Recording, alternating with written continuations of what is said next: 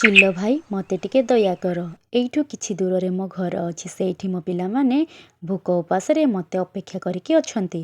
ମୁଁ ଟିକେ ସେମାନଙ୍କୁ ଦେଖିବାକୁ ଯିବି ଆଉ ସେମାନଙ୍କ ପାଖକୁ ଖାଇବା ନେଇକି ଯିବି। ସେମାନଙ୍କୁ ଖାଇବା ଦେଇକି ମୁଁ ପୁଣି ଥରେ ଫେରି ଆସିବି। ପ୍ଲିଜ୍ ଚିଲ ଭାଇ ମୋତେ ବିଶ୍ୱାସ କର, ତାପରେ ତମେ ମୋତେ ଖାଇବ। ଠିକ୍ ଅଛି ଚଢ଼େଇ, ତୁ ଯା, କିନ୍ତୁ ତୁ ଜଲ୍ଦି ଫେରିକି ଆସିବୁ। କାଶ୍ମୀରର ଗୋଟିଏ ଜଙ୍ଗଲରେ ସ୍ୱାମୀ ସ୍ତ୍ରୀ 2 ଜଣ ରହୁଥିଲେ। କିଛି ଦିନ ପରେ ରାନୁ ଚଢ଼େଇ 2ଟି ଅଣ୍ଡା ଦେଲା। ସେ ଅଣ୍ଡା ଫାଟିକି 2ଟି ସୁନ୍ଦର ସୁନ୍ଦର ଝିଅ ହେଲେ। ସେମାନଙ୍କୁ ଦେଖିକି ଟୁନୁ ଚଢ଼େଇ ବହୁତ ରାଗିଲା। ତାପରେ ଟୁନୁ ଚଢ଼େଇ ତା ସ୍ତ୍ରୀକି କହିଲା, ଏବେ ଏମାନଙ୍କୁ ବହୁତ ସାରା ଧନ ସମ୍ପତ୍ତି ଦେବାକୁ ପଡ଼ିବ। ତାପରେ ସେମାନେ ତାଙ୍କ ଶାଶୁ ଘରକୁ ପଳେଇବେ। ଆଉ ମୁଁ ବୁଢ଼ା ହେଇଗଲେ ମୋ କଥା କିଏ ବୁଝିବ?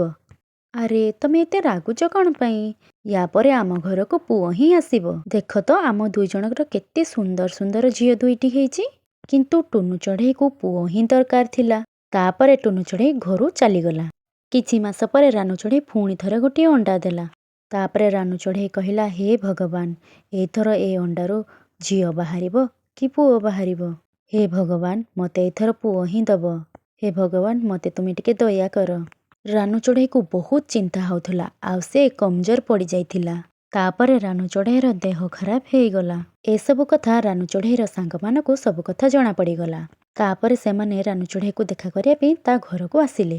ରାନୁ, ତୁ ଏମିତି କ'ଣ ପାଇଁ ହଉଛୁ? ତୋ ଝିଅମାନେ ବହୁତ କମଜୋର ହେଇଗଲେଣି। ତୁ କ'ଣ ପାଇଁ ଏତେ ଚିନ୍ତାରେ ଅଛୁ? ତୁ କ'ଣ ଜାଣିନୁ ମୁଁ କ'ଣ ପାଇଁ ଚିନ୍ତାରେ ଅଛି? 2ଟା ଝିଅ ହେବାରୁ ତୋ ଜିଜାଜୀ ମୋ ଉପରେ ବହୁତ ରାଗିଛନ୍ତି। ମୋତେ ଏହି କଥା ବହୁତ ଚିନ୍ତା ଲାଗୁଛି କି ଏ ଅଣ୍ଡାରୁ କ'ଣ ବାହାରିବ, ପୁଅ ହବ କି ଝିଅ ହବ? ଯଦି ଝିଅ ହବ ଆମେ କୁଆଡ଼େ ଯିବୁ? ତୋ ଜିଜାଜୀ କହିଛନ୍ତି ଏଥର ଝିଅ ହେଲେ ସେ ଆଉ ଗୋଟେ ମ୍ୟାରେଜ କରିବେ ବୋଲି। ରାନୁ, ଏମିତି କିଛି ବି ହବନି, ତୁ ଚିନ୍ତା କର ନାହିଁ। ତୁ ତ ଧ୍ୟାନ ରଖ ଆଉ ତୋ ପିଲାମାନର ଯତ୍ନ ନେ। ଜିଜାଜୀକୁ ଆମେ ବୁଝେଇଦବୁ। ତୁ ଖାଲି ତୋର ଆଉ ତୋ ପିଲାମାନଙ୍କର ଭଲସେ ଯତ୍ନ ନେ। ତାପରେ ଏମିତି କହିକି ତା ସାଙ୍ଗମାନେ ସେଇଠାରୁ ଚାଲିଗଲେ। କିଛି ଦିନ ପରେ ଟୁନୁ ଚଢ଼େଇ ତାପରେ ତା ଘରକୁ ଆସିଲା। ଆଉ ଏପଟେ ରାନୁ ଚଢ଼େଇର ଅଣ୍ଡାରୁ ପୁଣି ଗୋଟେ ଝିଅ ହେଲା। ଏସବୁ ଦେଖିକି ଟୁନୁ ଚଢ଼େଇ ରାନୁ ଆଉ ତା 3 ଝିଅକୁ ଘରୁ ବାହାର କରିଦେଲା। ହେ ଭଗବାନ, ମୁଁ ଏ 3 ଝିଅକୁ ନେଇକି କୁଆଡ଼େ ଯିବି? ମୋର ତ ଏ ଦୁନିଆରେ କେହି ବି ନାହାନ୍ତି, ମୁଁ କୁଆଡ଼େ ଯିବି ଏବେ? ହେ ଭଗବାନ, ଝିଅମାନଙ୍କୁ ଯଦି ସମସ୍ତେ ଏମିତି ଘୃଣା କରୁଛନ୍ତି, ତାହେଲେ ଆପଣ ଝିଅମାନଙ୍କୁ ସୃଷ୍ଟି କରିଛନ୍ତି କ'ଣ ପାଇଁ ଭଗବାନ?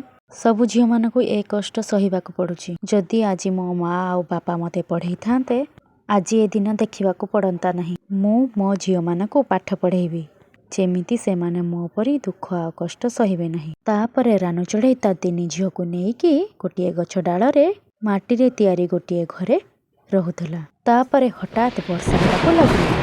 ଅଧିକା ବର୍ଷା ହେବା ଦ୍ୱାରା ରାନୁ ଚଢ଼େଇର ଘର ଭସେଇ ନେଲା। ହେ ଭଗବାନ, ତମେ ଏମିତି କ'ଣ ପାଇଁ କଲ? କେତେ କଷ୍ଟରେ ମୁଁ ଏ ଘରଟା ତିଆରି କରିଥିଲି, ସେଇଟା ବି ତମେ ମୋ ଠାରୁ ଛଡ଼େଇକି ନେଇଗଲ। ଏସବୁ ଦେଖିକି ବବୁଲ ବାଦଲକୁ ବହୁତ ଦୁଃଖ ଲାଗିଲା। ତାପରେ ସେ ତା ସାଙ୍ଗ କଳା ବାଦଲକୁ କହିଲା, କଳା ବାଦଲ ଦେଖ, ଆମ ପାଇଁ ସେ ଚଢ଼େଇର ଘର ଧୋଇ ନେଲା।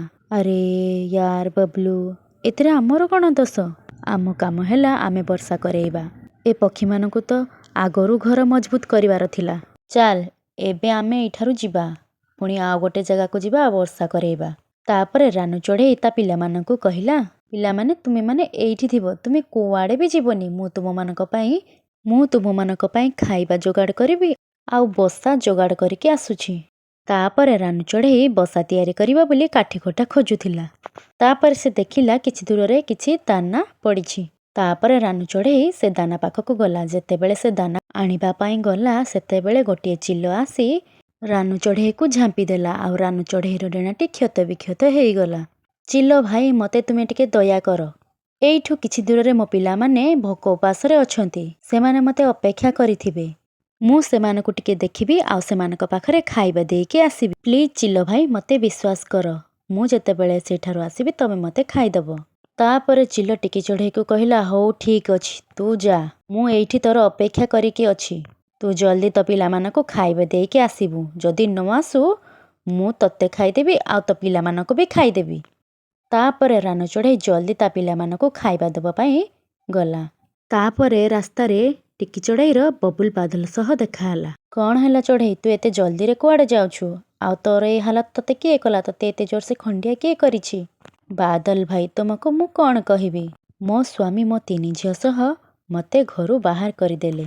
ତାପରେ ମୁଁ ଯେମିତି ସେମିତି ଗୋଟିଏ ମାଟିର ଘର କରିଥିଲି। ଆଉ ଭଗବାନ ତାକୁ ବି ମୋ ଠାରୁ ଛଡ଼ାଇ ନେଲେ। ବର୍ଷା ହେବା ଦ୍ୱାରା ମୋ ମାଟିର ଘର ଧୋଇ ନେଲା। ମୁଁ ମୋ ପିଲାମାନଙ୍କୁ ଗଛ ଡାଳରେ ଛାଡ଼ିକି ବସା ତିଆରି କରିବି ବୋଲି କାଠି କଟା ଯୋଗାଡ଼ କରିବା ପାଇଁ ଯାଇଥିଲି। ତାପରେ ସେଇଠି ସେ ଦୁଷ୍ଟ ଚିଲ ମୋ ଉପରେ ହାମଲା କରିଦେଲା। ତାପରେ ମୁଁ ସେ ଚିଲଠାରୁ କିଛି ସମୟ ମାଗିକି ଆସିଛି ମୋ ପିଲାମାନଙ୍କୁ ମୁଁ ଖାଇବା ଦେଇକି ଆଉ ସେମାନଙ୍କୁ ଟିକେ ଦେଖିକି ଆସିବି। ଏସବୁ ଶୁଣିକି ବବୁଲ ବାଦଲ ବହୁତ ମନ ଦୁଃଖ କରିଲା। ରାନୁ ଭଉଣୀ ମୋତେ କ୍ଷମା କରିଦେବ, ମୋ ପାଇଁ ତମର ମାଟିର ଘର ଭସେଇ ନେଲା। ମୁଁ ଜାଣିନଥିଲି ସେ ଓଦା ମାଟିରେ ତମେ ତୁମ 3 ଛୁଆକୁ ନେଇକି ରହୁଛ ବୋଲି। ନହେଲେ ମୁଁ ସେଇଠାରେ କେବେ ବି ବର୍ଷା କରେଇ ନଥାନ୍ତି। ତୁମେ ଚିନ୍ତା କର ନାହିଁ, ମୁଁ ସବୁ ଠିକ୍ କରିଦେବି। ରାନୁ ଚଢ଼େଇ ତୁମେ ରହିବା ପାଇଁ ମୁଁ ତୁମକୁ ଗୋଟେ ଯାଦୁଇ ଫଳର ଘର ଦେବି। ଆଉ ସେଇଥିରେ ତୁମେ ତୁମ 3 ଝିଅକୁ ନେଇକି ସେଇଠାରେ ଆରାମସେ ରହିପାରିବ। ଏସବୁ କହିକି ବବୁଲ ବାଦଲ ରାନୁ ଚଢ଼େଇକି ଗୋଟିଏ ଯାଦୁଇ ଫଳର ଘର ଦେଇଦେଲା। ଏସବୁ ଦେଖିକି ରାନୁ ଚଢ଼େଇ ବହୁତ ଖୁସି ହେଇଗଲା। ଆଉ ସେ ଘରଟି ବିଭିନ୍ନ ପ୍ରକାର ଫଳରେ ତିଆରି ହେଇଥିଲା। ବାଦଲ ଭାଇ ଆପଣଙ୍କୁ ବହୁତ ବହୁତ ଧନ୍ୟବାଦ। ତୁମେ ଆମକୁ ଏ ଯାଦୁଇ ଫଳର ଘର ଦେଇଥିବାରୁ ମୁଁ ତୁମ ଋଣ କେବେ ବି ଶୁଝିପାରିବି ନାହିଁ। ତାପରେ ସେଇଠାରୁ ବବୁଲ ବାଦଲ ଚାଲିଗଲା। ଆଉ ରାନୁ ଚଢ଼େଇ ତା 3 ଛୁଆ ସହିତ ସେଇ ଫଳର ଘରେ ରହିବାକୁ ଲାଗିଲା। ଆଉ ଏପଟେ ଚିଲ ରାନୁକୁ ଅପେକ୍ଷା କରି କରିକା ଥକିଗଲା। ତାପରେ ସେ ରାଗରେ ରାନୁ ଚଢ଼େଇକୁ ଖୋଜିବା ପାଇଁ ଜଙ୍ଗଲ ଆଡ଼କୁ ଗଲା। ତାପରେ ଚିଲ କହିଲା, ଏ ଚଢ଼େଇ ମୋତେ ଧୋକା ଦେଇକି କିଛି ଭଲ କରିଲା ନାହିଁ। ମୁଁ ସେ ଚଢ଼େଇକି ଆଉ ତା ପିଲାମାନଙ୍କୁ କେବେ ବି ଛାଡ଼ିବି ନାହିଁ। କିଛି ବାଟ ଗଲା ପରେ ଚିଲକୁ ଗୋଟିଏ ଫଳର ଘର ଦେଖାଗଲା। ଆଚ୍ଛା, ମୋତେ ଲାଗୁଛି ଏ ଘରେ ସେ ଚଢ଼େଇ ରହୁଥିବ ବୋଲି। ମୁଁ ତାକୁ ଏବେ ଆଉ ଛାଡ଼ିବି ନାହିଁ।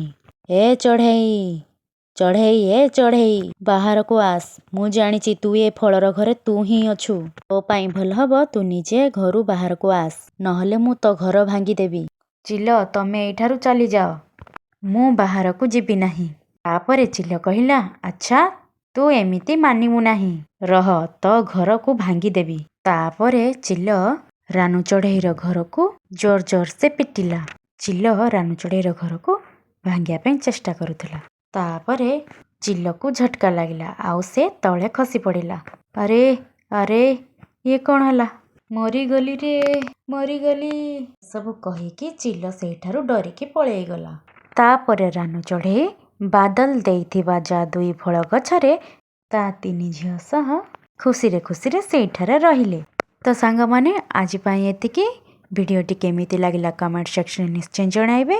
ନମସ୍କାର, ଧନ୍ୟବାଦ, ଜୟ ଜଗନ୍ନାଥ।